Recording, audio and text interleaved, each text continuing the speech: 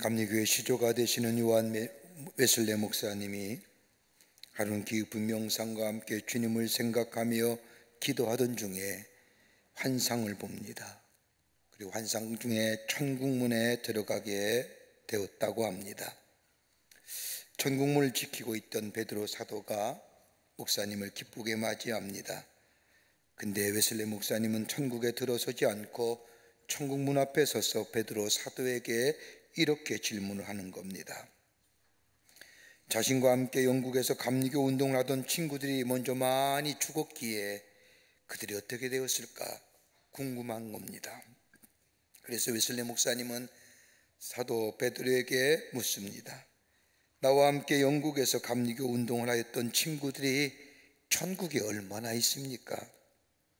얼마나 와 있습니까? 라고 묻자 베드로 사도가 한참이나 천국의 명분을 뒤적거리더니 없다라고 말한 겁니다. 깜짝 놀랐습니다. 그러면서 생각하기를 그렇다면 나의 신앙이 잘못된 것 아닐까 이런 생각이 문득 스쳐가면서 이 웨슬레 목사님은 사도 베드로에게 그러면 한 가지만 더 묻겠습니다. 깔뱅이 교리를 따르는 장로교회들은 몇 사람이나 천국에 들어와 있습니까? 라고 묻자 베드로 사도가 한참이나 똑같이 천국의 명부를 뒤적거리더니 없다 말하는 겁니다. 더더욱 놀랐습니다.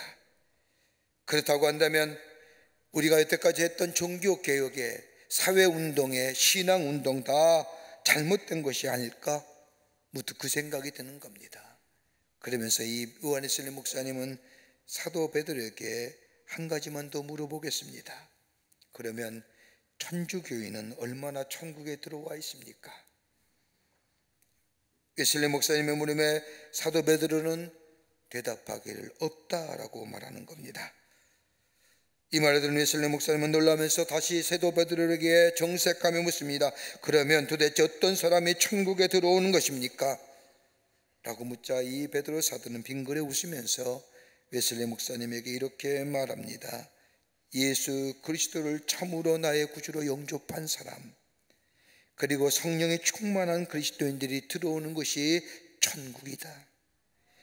감리교회나 장로교회나 천주교회냐 문제가 아니다. 누구든지 예수를 믿어 성령이 충만하면 이 천국에 들어올 수 있는 것이라고 말합니다. 이 말을 듣는 웨슬레 목사님은 깊이 깨달은 바가 있습니다. 그렇구나. 예수 믿는다는 것, 그리스도인들은 예수를 믿어 구원을 얻을 뿐만 아니라 하나님의 거룩한 영으로 충만케 되어야만이 하나님의 사람이요 그리스도인이라 말할 수 있구나라는 것을 깨달았다고 합니다. 여러분이 여러분의 인생의 여정 가운데 닮고 싶은 사람이 계십니까? 어렸을 때는 무엇이 되고 싶다, 이런 사람을 존경한다, 그 사람처럼 되고 싶다고 이야기하지만 나이가 들면서 나의 삶의 모델은 사라진 것은 아닌지요? 여러분 지금 우리의 삶의 여정 가운데 누구를 삶의 모델로 삼고 살아가십니까? 어떤 사람을 부러워하며 그 사람처럼 되기를 원하는 마음으로 삼고 살아가시는 건가요? 특별히 믿음의 경주라는 우리들 그리스도인들에게는 성경에 수많이 나타나는 수많은 인물 가운데 나는 저 사람처럼 되고 싶었으면, 저 사람의 믿음을 본받고 싶었으면 얼마나 좋을까라고 하는 마음들 가지고 있는 줄 믿습니다. 나는 아무도 존경하거나 닮고 싶은 사람이 없다고 하면 이처럼 불행한 사람은 없을 겁니다. 아마 교만한 사람 없을 겁니다. 어떤 사람이 행복한 사람이냐? 다름 아니라 내가 누구를 존경하고 닮고 싶고 더 나아가 사모하고 부러워하면 저 사람처럼 살아보겠다고, 살았으면 좋겠다고 하는 사람, 그 사람이 행복한 사람일 것입니다. 왜냐하면 시간이 지나고 그 사람처럼 존경하고 닮고 싶으면 어느 순간에 나도 그처럼 되기 때문입니다. 제가 미국에서 공부할 때에 저를 가르쳐 주었던 데일 갤러웨이라고 하는 박사님이 계십니다.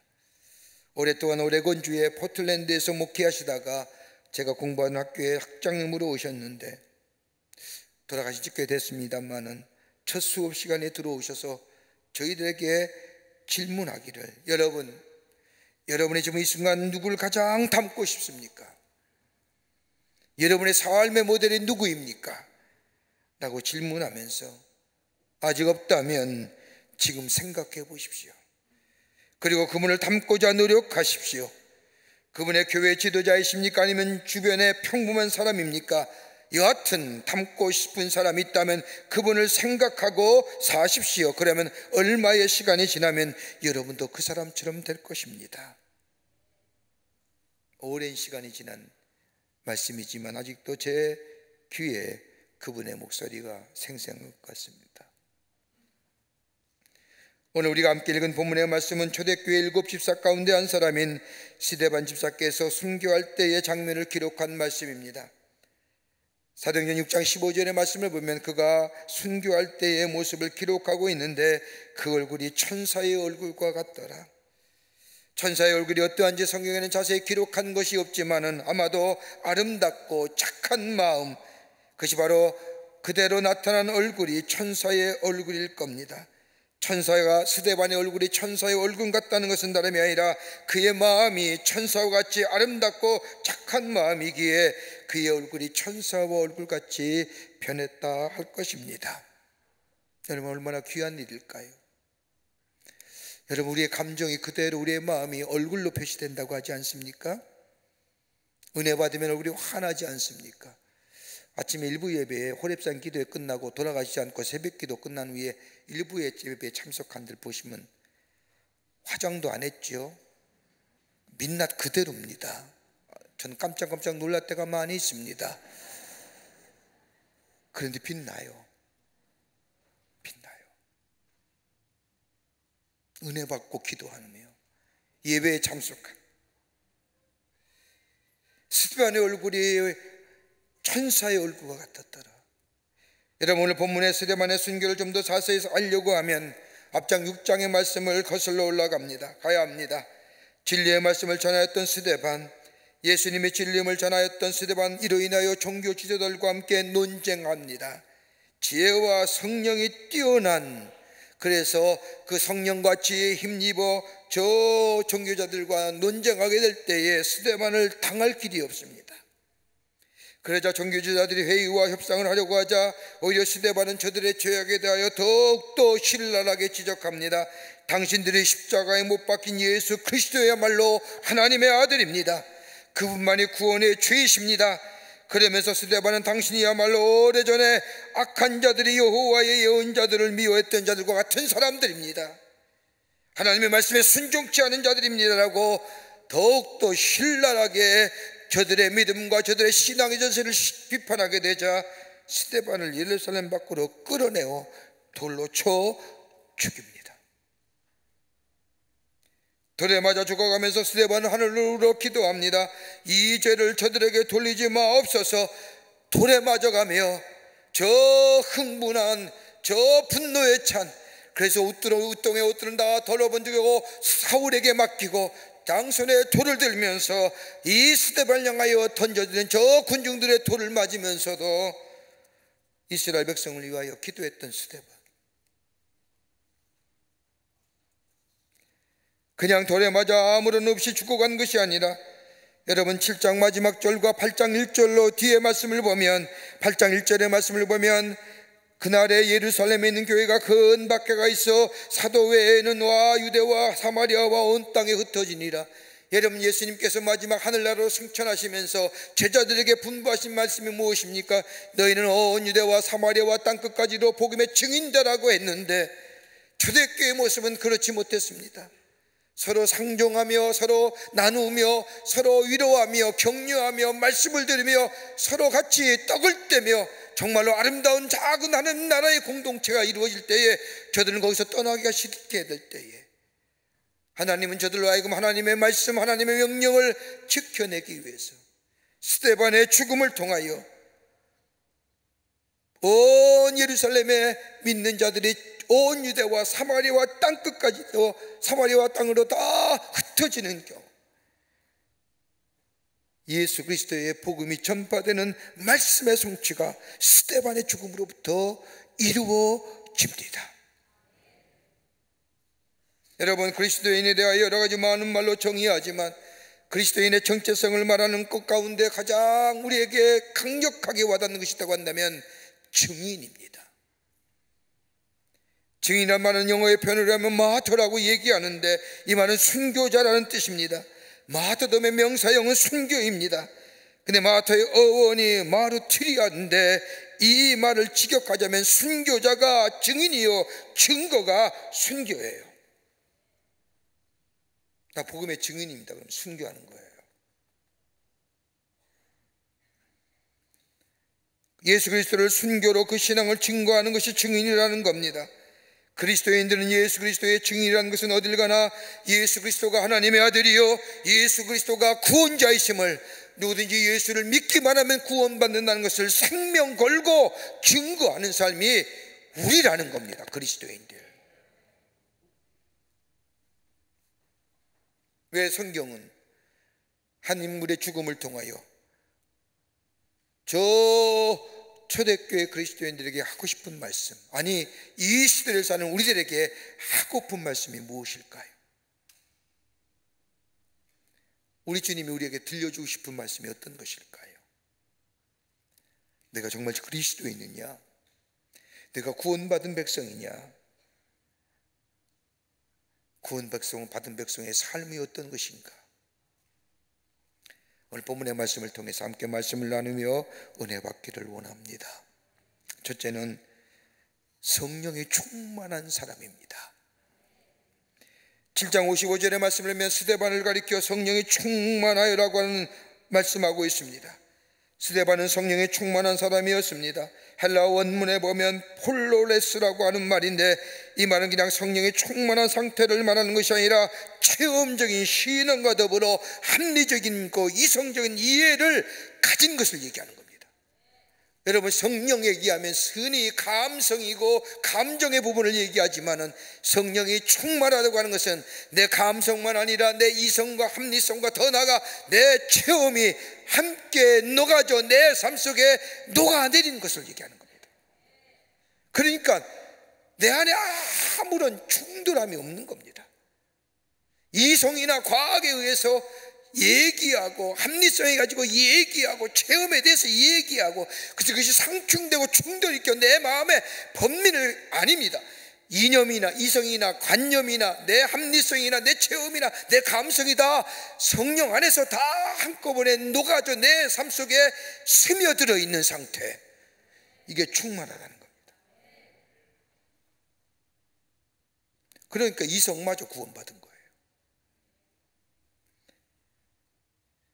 성령이 충만한 자에게는 이성적으로 합리적으로 이해가 되거나 이해가 되지 않는 이성적인 충돌이 그 안에 없습니다. 더 나아가 하나님의 영이 충만하다는 것은 거룩한 영의 인도함을 받는 사람이요 하나님의 능력에 사로잡혀 있는 자를 얘기합니다. 여러분, 하나님의 거룩한 영에 의하여 인도함 받는 사람이 어떤 사람이냐? 여러분, 오늘 사도행전 7장 55절에 스데반의 모습을 보십시오.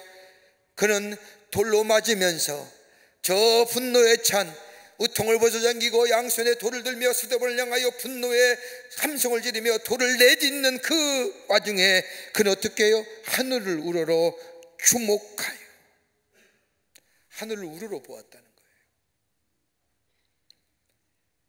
돌을 들러 스데반을 향하여 이를 갈며 쳐 죽이려는 사람들 앞에 하늘을 우러러 보았다는 겁니다. 하늘을 우러보았다는 것은 오늘 성경 말씀을 보면 그리스도께서 하나님 우편에 앉아 계신 것을 보았다는 겁니다. 여러분, 얼마나 귀한 일일까요? 가능한 일일까요? 사람들은 어려움을 당하거나 삶에 힘든 일이 있으면 땅의 것들을 보며 사람들을 봅니다. 세상을 보고 물질을 보고 사람들을 기대합니다. 그런데 그 결과가 다름이 아니라 여러분, 우리가 다 아다시피 낙심하고 절망하는 것뿐입니다.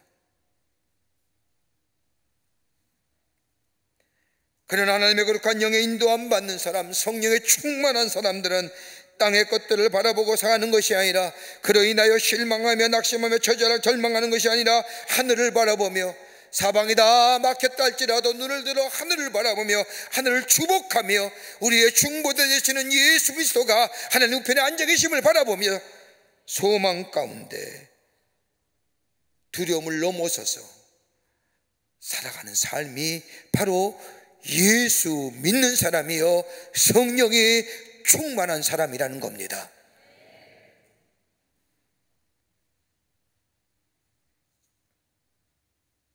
하나님의 거룩한 영이 충만한 스데반, 돌을 들고 이를 갈며 죽이는 사람들 앞에서 하늘을 바라보며 기도합니다. 이 모습을 본 청년 사울이 부활의 주님을 만난 후에 하나님의 사람으로 살아갈 때에 그는 골로새 교회에 편지하면서 이렇게 우리를 향하여 말씀하지 않습니까? 그러므로 너희가 그리스도와 함께 다시 살리심을 받았으면 위의 것을 찾아라. 거기는 그리스도께서 하나님 우편에 앉아 계시니라. 여러분, 그냥 나온 고백일까요? 바울은 스데반을 봤습니다. 그 분노에 찬 이를 가며 돌을 던지는 그 분노의 돌팔매질 앞에 그는 하늘을 주목하여 하늘을 바라보는 그것을 본 그것을 생각해낸 바울은 저 골로새 교회를 향하여 편지하기를 너희가 그리스도와 함께 다시 살리심을 받았더라면 이미 죄와 형벌로 죽었던 자가 예수 그리스도를 인하여 구원함을 받은 사람이라면 이제는 뭐예요? 땅의 것 바라보고 사는 게 아니라 위의 것을 찾고 위의 것을 바라볼 때에 예수 그리스도께서 하나님 우편에 앉은 자에서 우리의 중보자 되심을 그 예수를 바라보게 될 때에 어떤 어려움도 어떤 힘든 일도 넉넉히 이길 수가 있는 겁니다. 샌프란시스코 주립대학에서 종교철학을 가리키는 제이콥 리틀맨이라고 하는 교수가 쓴 글 가운데 왜 우리는 선할 수 없는가라고 하는 제목의 글이 있습니다. 그 책에 보면 그는 말하기를 사회학자, 심리학자, 치료 전문가, 정치가 등 수많은 사람들이 인간이 어떻게 살아야 하는가에 대해서 많은 근거를 남기지만 한 가지의 사실을 간과하고 있다는 겁니다. 그에 의하면 어떻게 살아야 하는지 이미 알고 있지만 그렇게 살지 못하는 것은 아는 대로 살아갈 힘이 없다는 겁니다. 왜 사람들은 하지 말아야 하는 것을 하느냐? 하지 말아야 할 것을 알고 있지만 해버리는 것은 다름이 아니라 그 안에 그것을 제어할 수 있는 능력이 없기 때문이에요.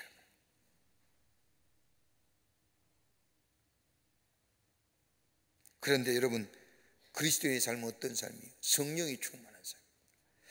성령이 내 안에 계십니다. 나를 가르치고 나를 지키시며 나를 인도하실 뿐만 아니라 나의 욕심과 욕망과 내 욕심 인간적인 것들 다 제어시킵니다. 하나님의 영으로 내 삶을 주장하십니다. 어떻게 사는지 압니다. 그리고 그 삶대로 아는 대로 살아가는 힘이 내게 있는 것이 아니라 성령이 내 안에 계시어 나를 이끌어 그렇게 살게 해 주십니다. 이게 예수 믿는 사람이에요.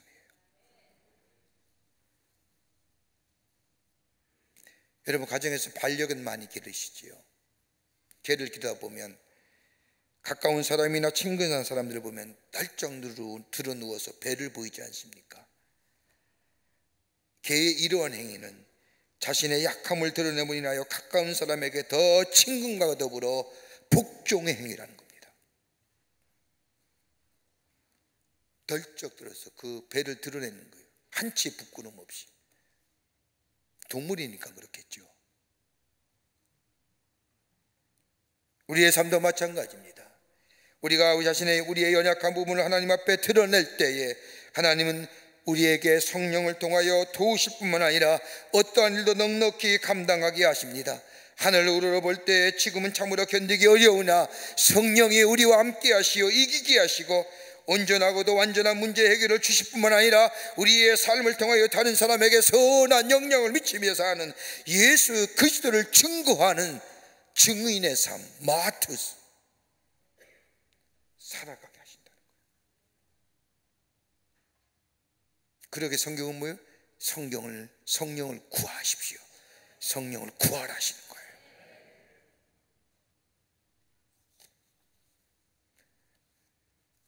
두 번째는 용서할 수 있어야 합니다. 하나님의 거룩한 영으로 충만한 사람이 그리스도인이라면 다른 사람을 용서할 수 있어야 합니다. 오늘 본문의 말씀을 보면 스데반은 용서의 사람이었습니다. 여러분, 오늘 성경 말씀을 한번 머리에 이렇게 넣으시고 이미지 한번 해보십시오. 한번 생각해 보십시오. 이미지 트레이닝 한번. 성난 군중들이 돌을 듣습니다. 우통은 다 벗어졌겠습니다. 뒤에는 웬 청년 하나가 그 성난 화난 사람들의 우통을 받아서 안고 있습니다. 그리고 스데반을 주목하여 봅니다. 그리고 성난 군중들이 분노에 차고 이를 갈며 스데반을 향하여 돌을 던지려고 합니다. 여러분, 이들 누굴까요? 좀만 해도 친구입니다. 헬라파 유대 사람들입니다. 스데반도 또한 헬라파 유대 사람이요 같은 헬라파 유대인으로 하나님의 말씀을 연구하는 사람들입니다. 근데 이들이 돌을 들어 스데반을 쳐 죽이려고 합니다. 당시에 초기 기독교의 대표적인 지도자가 있다고 했다면 베드로입니다. 하물며 베드로를 죽여야지 왜 스데반을 죽이려고 합니까? 정말로 기독교가 널리 확산되는 것을 막기 위해서라면 저 예수님의 수자인 베드로를 데려다가 죽여야 되는데 왜 하필이면 스데반을 죽이려는 이유가 어디 있을까요? 그 이유를 사도행전 6장 10절의 말씀을 보면 스데반이 지혜와 성령을 말함으로 그들이 능히 당하지 못하거늘. 스데반 집사는 당시에 지성인이요 학자여 더 나아가 대표적인 헬라파 유대인이었습니다.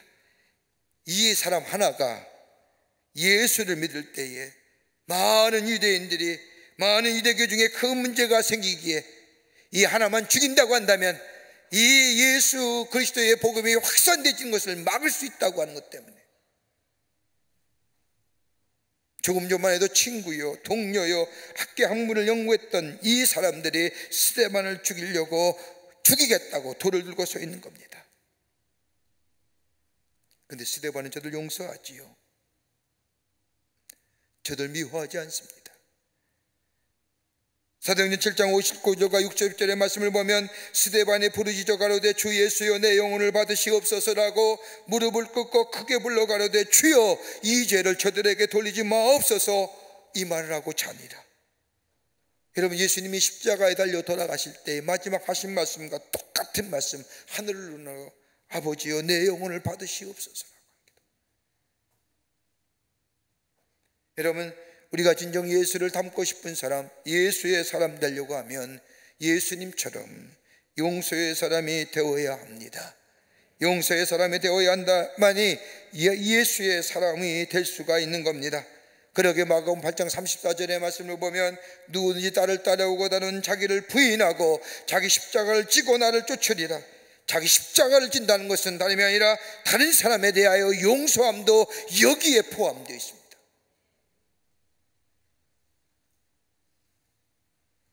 나를 박해하는 사람, 나를 해할 줄 아는 사람, 여러분 용서한다는 거 쉬운 일일까요? 여러분, 웬만한 배움 지성인이라고는요 용서해야 된다는 거 압니다. 이성적이고 합리적인 것으로요. 그런데 용서가 이성적인 문제입니까? 합리적인 문제입니까? 감성의 문제예요. 감정의 문제란 말이에요. 우리의 감정이 그렇게 쉬이 녹아져 내립니까? 가만히 보면 한 번 마음에 맺힌 거 얘기하고 또 얘기하고 또 얘기하고 울고 먹어도 여러 번 울고 먹지 않습니다. 쉽게 안 가는 거예요. 다른 사람을 향하여 이해하고 용납한다는 이성적으로 배웠다면, 이성적으로 지성인이라면 합리적으로 그래 용서해야지라고 하지만 내 감정의 문제는요 쉽게 이게 지워지지 않는 상흔으로 남아있잖아요.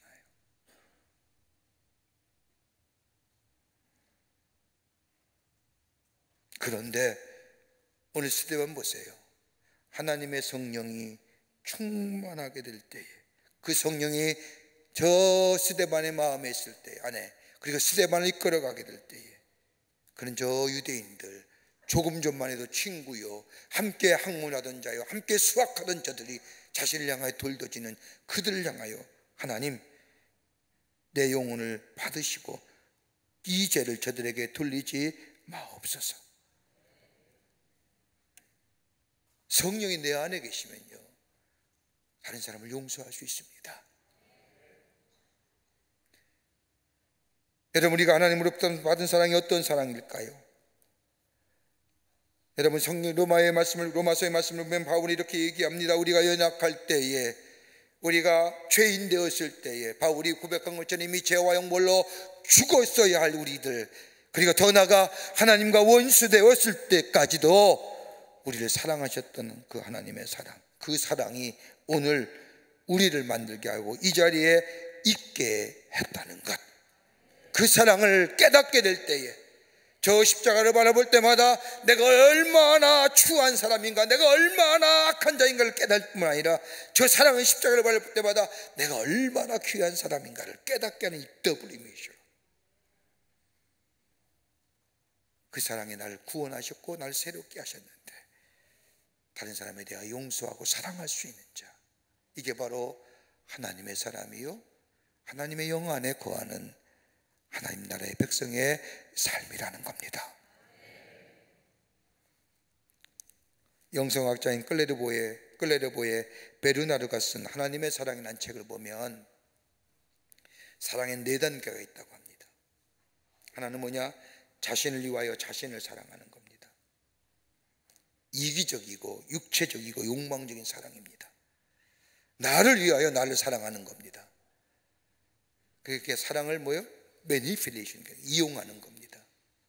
근데 결국은 종국에는 뭐가 돼요? 망하는 거예요. 두 번째 사랑은 뭐냐? 자신을 위하여 하나님을 사랑하는 겁니다. 하나님을 사랑한다고 하지만 따지고 보면 전부가 자기를 위한 사랑입니다. 열심히 봉사해서 복을 받고 열심히 봉사해서 칭찬을 받고 열심히 봉사해서 축복을 받고 자기를 위하여 하나님을 사랑하는 사람입니다. 결론은 뭐예요? 위선, 허례입니다. 또 하나 사랑이 있다면 하나님을 위해서 하나님을 사랑하는 겁니다. 신령한 세계의 추상적인 하나님을 압니다. 체험적이지 못습니다. 형식적으로 하나님의 사랑에 감동합니다. 하나님을 위해서 하나님을 사랑하는 겁니다. 하나님의 영광을 위해서입니다. 그런데 문제는 뭐예요? 이 안에 구체적인 행함이 없는 겁니다.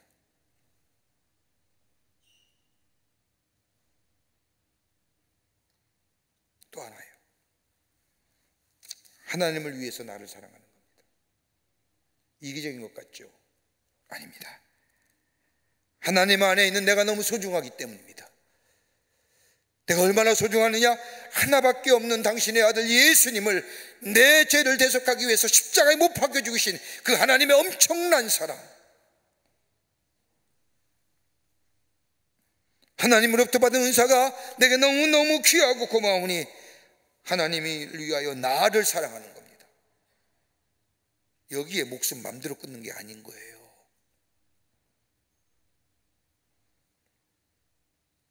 여러분, 우리가 하나님이 주신 아이들을 사랑합니다. 정말로 사랑해요. 그런데 그러면 아이들을 사랑한다면 아이들을 위해서 내가 건강해야 됩니다. 부모님 사랑하시죠? 부모님을 위해서 부모님을 사랑한다면 부모님을 위해서 내게 기쁨이 있어야 됩니다. 내 안에 낙심과 한숨과 절망에 일어나여 부모의 마음을 아프게 한다면 이거 잘못된 거잖아요. 구체성과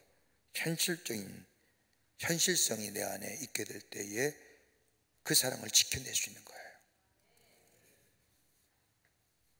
스데반 보십시오.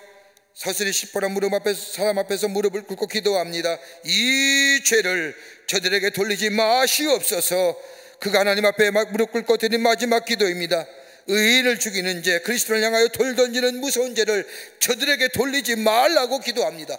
도대체 저들에게 돌리지 마십시오라고 얘기하고 기도하는 것, 그럼 누구에게 돌리라는 거예요? 저들에게 돌리지 말라고 하는데 누구에게 돌리라는 겁니까? 누군가 돌려줘야죠.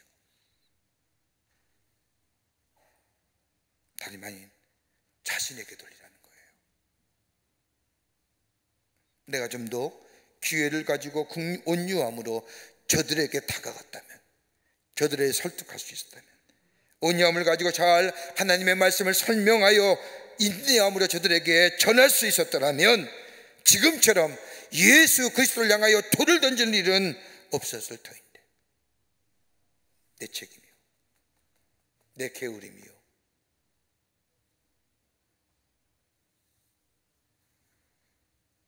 나 자신에게 문제가 있음을 얘기하는 거예요. 그래서 내 영혼을 하나님 아버지께 맡긴다는 거예요.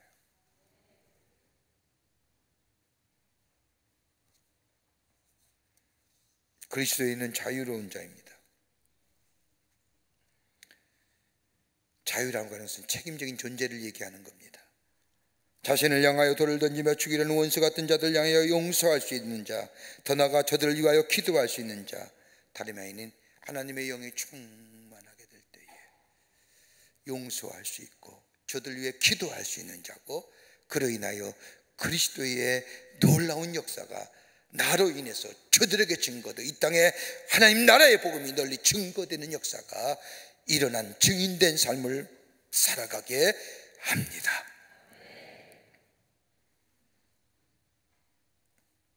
끝으로 생을 전적으로 하나님께 의탁할 수 있어야 합니다. 생을 의탁하는 겁니다. 오늘 7장 60절 말씀을 보십시오. 스데반의 돌을 맞아가 죽어가면서 영혼을 받으시옵소서라고 하나님 앞에 기도합니다. 생명을 하나님 앞에 맡기는 겁니다. 생명뿐만 아니라 영혼까지 맡기는 겁니다. 마치 예수님께 십자가에 달려 돌아가실 때 하나님께 자신의 영혼을 맡긴 것처럼 스데반 또한 자신의 영혼을 하나님 앞에 전적으로 맡겨 드립니다. 여러분, 하루의 일과를 마치고 잠자리에 들 때 여러분 기도하고 주무시지요? 어떤 기도 드십니까? 하나님, 오늘 밤도 편안한 밤 주십시오. 예, 좋은 기도입니다. 나이트메어라고 해서 악몽 꾸는 사람 많지요? 편안한 밤 되십시오. 주님 만나게 해 주십시오. 예수님 꿈꾸게 해 주십시오. 오늘 하루도 은혜 가운데 잘 보내심을 하나님께 감사합니다. 중요한 기도입니다. 아멘 하신 분만 기도하고 주무신 줄 알겠습니다. 기도하고 주무세요. 그런데 가장 중요한 기도가 어떤 걸까요? 제가 가끔 어르신들을 만나서 같이 이야기하고 기도해 드리면 어르신들이 저한테 하시는 얘기가 있습니다. 목사님, 제 소원 딱 하나밖에 없습니다. 무슨 소원이요? 저 잠자면서 죽게 해달라는 거예요. 잠자면서 편안하게 하나님께 가게 해달라는 기도. 여러분, 그렇다고 한다면 우리의 기도가 어떤 기도 될까요? 내 영혼을 아버지께 맡겨 드립니다. 그러면 오늘 죽어도 별 문제 없잖아요.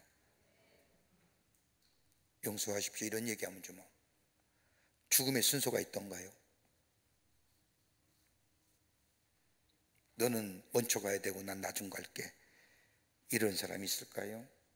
없습니다. 지금이라도 하나님 부르시면 가야 합니다. 그러기에 우리의 기도는 아버지께 내 영혼을 부탁합니다. 이것처럼 귀한 기도가 아닐 수가 없습니다.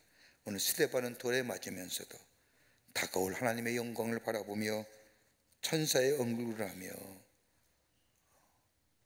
저 영혼을 부탁드리는 기도. 여러분, 요한계시록 21장과 22장의 말씀을 보면 그리스도인들이 바라보는 본향의 아름다운 모습들, 하나님 나라를 우리에게 말씀해 주십니다. 읽을 때마다 소망이 되지요. 얼마나 귀한 말씀인지요, 얼마나 용기 내고 힘 있는지요, 얼마나 감사한지요. 말씀을 읽을 때마다 소망을 새롭게 할 뿐만 아니라 모든 그리스도인들이 하나님의 위대한 사람으로 영광의 비전을 품고 세상으로 나아가게 합니다. 마치 교회 한강의 피날레처럼, 시합의 결승전에서 승리한 이들에게 꽃가리가 뿌려지는 것처럼 최후의 만족감을 우리에게 제공해 줍니다.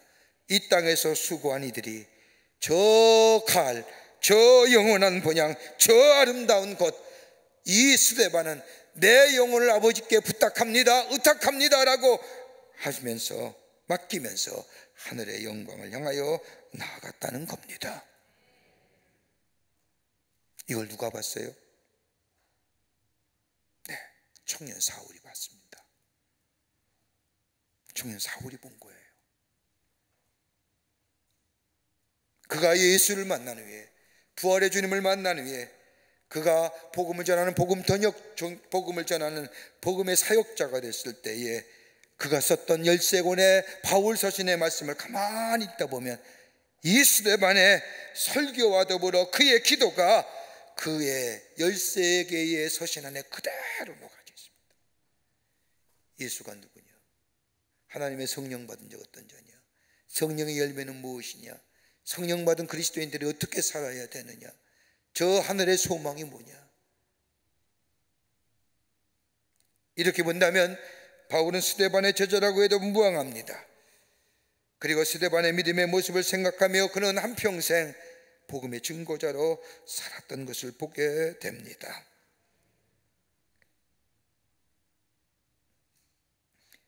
사도 바울이 복음 전하면서 그 많은 고생과 어려움 가운데서 행복된 것은 다름이 아니라 참 그리스도인 스데반을 만났기에 그는 일평생 스데반의 모습을 생각하며 하나님 나라의 복음을 전했던 것을 보게 됩니다.